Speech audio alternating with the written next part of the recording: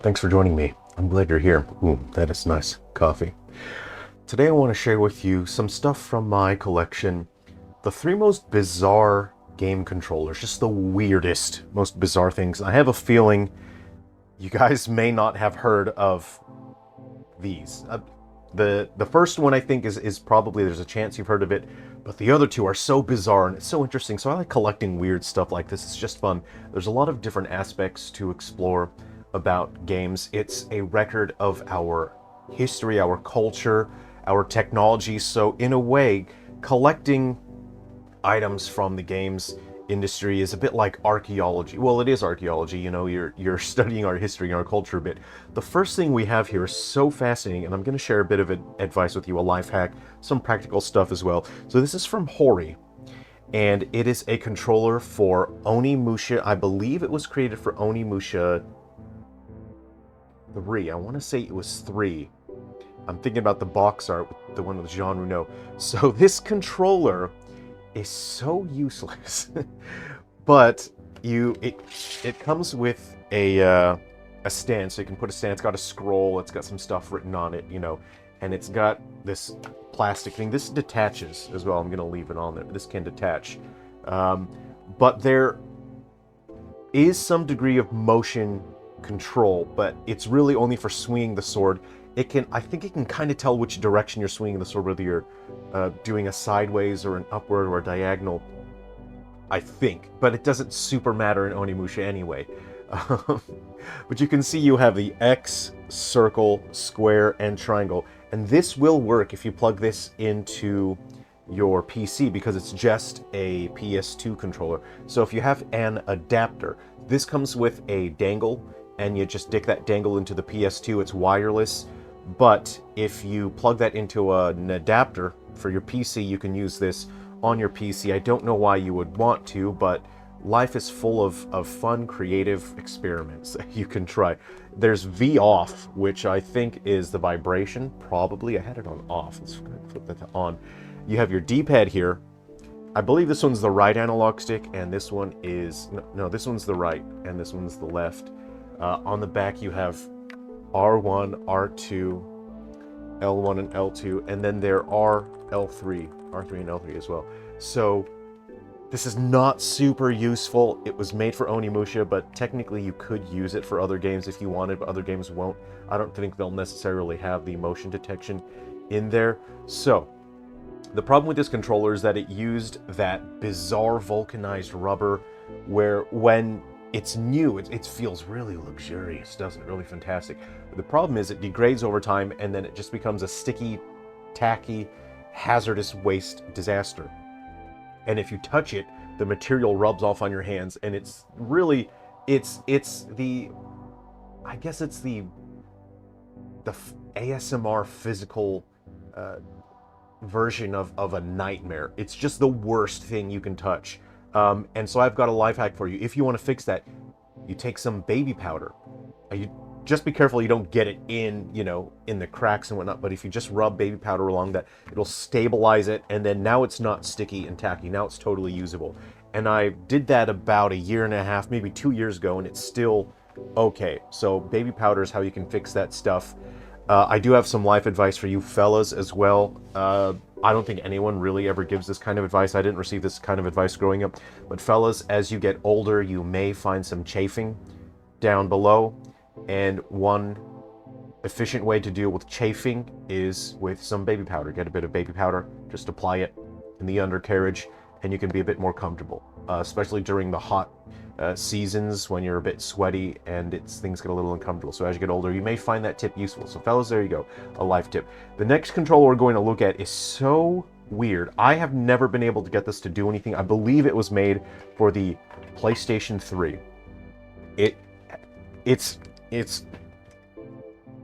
Its dicker inner is a USB, right? So I think that goes into a PS2. Doesn't do anything on the PC. I've tried. But it is a mouse. It's called the Splitfish. It is a mouse. It's got your triangle, circle, square, X buttons just there. This is not a scroll. This is something else. That is, I don't know what that is. But there's a button here that says start/swap. Don't know what that means. Don't know what this weird thing is, why it's not a scroll. But you only have one analog nipple here. There we go. And you have your D-pad. You have F. 1 and 2. So I'm not entirely sure what games this can be used with, but I think maybe they wanted you to use it with shooting games. Maybe this, replaces the right analog stick, the mouse functionality, and there is a dial here for sensitivity. You know how some people online are really sensitive when you say that you don't like the new Halo game or you like Nintendo, and then they have a complete and utter meltdown. Their just brains can't handle it. So those people are really sensitive. So the way that you deal with those people is you just turn the sensitivity way down, and then those people will be less sensitive. There's a macro button, which I assume is for, a button sequence or pushing a button really quickly.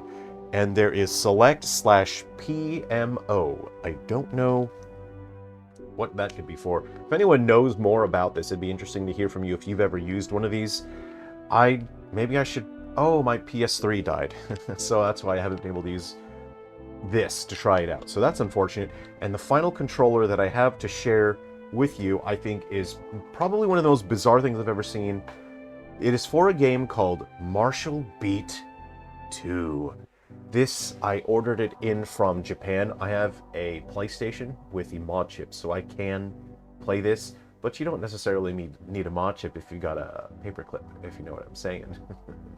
So this is a martial arts, it's a rhythm game. It's like, it was meant to be like DDR, but with motion controls. The disc properly came out, didn't it? So the plastic case here is a little worn out. Luckily it landed side up.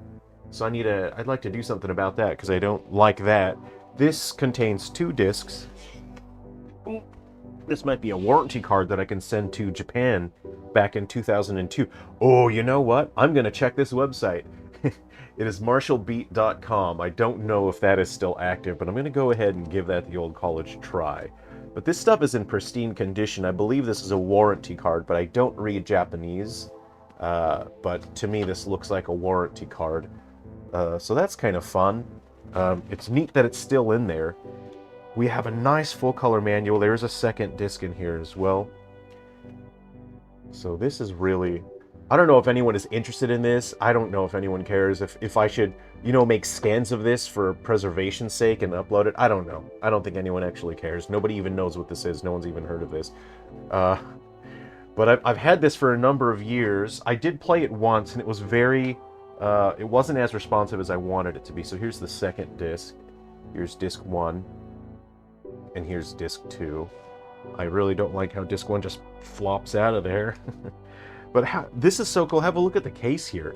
It's really neat. If you have a look at the inside, this is the kind of effort and creativity that I miss in the games industry. The insides look so cool, but also, like, there's a sick dragon, right? The colors match up with the discs as well. So blue disc on the right, red disc on the left. That's what Grandpappy used to say all the time. So the controllers that come with this game are these funny danglers here. There's 4 of them, and they correspond to your legs, or your legs and your arms. You put them on your ankles and your wrists. I will demonstrate thusly.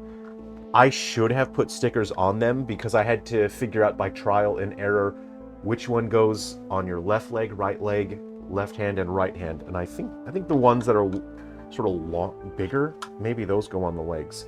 So these sort of fit on your wrist like that. You gotta, of course, you tighten them up, Punch, kick, it's all in the mind. If you want to test me, I'm sure you'll find that the things I teach you are sure to beat you. Nevertheless, you get a lesson from teacher. So these things eat up your CR2032 batteries. Let's go ahead and bust them open. So if you have a look on the back here, I'll just open this thusly. Okay. Come on now. And that is a 2032 battery in there. I think those are the same ones that go in the VMU for the Dreamcast. This bad boy needs 4 of them. Now, if this was created today, it would simply have a little USB hole in there, and you would dig a little charger in there, and you would charge it up with a rechargeable battery. This has been sitting on my shelf for maybe 8, 9, 10 years.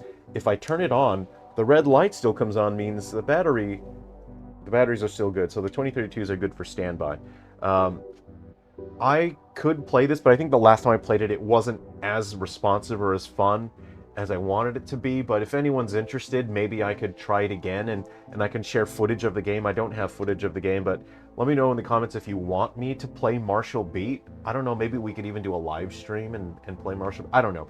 Anyway, I don't know if anyone even cares about this, because this is it's so niche and weird. No one's ever heard of it. But I think it's so cool that game companies used to make interesting, fun, cool ideas. And so much of the games industry these days is just a copy and paste. Oh, live service is successful, DLC is successful, and so there's very little creativity or originality or pioneership in the games industry, and I miss that. And I'm not a millionaire. If I was, you can bet your sweet candy little sweet butt that I am going to be making awesome weird stuff like this, but I'm not a millionaire. If I was, I'd be making weird experimental cool stuff, cool peripherals, because I want the games industry to be fun. I want people to just experiment and have weird controllers. And those sensors that you wear, they work with this little dangle dongle here. It says 2002 Konami. And this probably, I think, has infrared sensors or radio frequency or something. I'll plug it in and look, but this kind of tells me it would have IR sensing in there. But you plug that into your PlayStation, and you have your start and select buttons there. And that's all you need, I suppose. So anyway, which of these was your favorite in this lot? Let me know. All right. Thanks very much for spending some time with me. I just wanted to do like some fun videos for a while. I'm really sick of hearing about PlayStation. There's so much negativity in the games industry right now, and I just wanna have some fun, chill vibes, baby. All right, thanks very much. I'll see you around. Take care of yourselves. Be well. Oh, my latest game is on sale on the Switch eShop. I'll put the link in the description. See you around. Bye.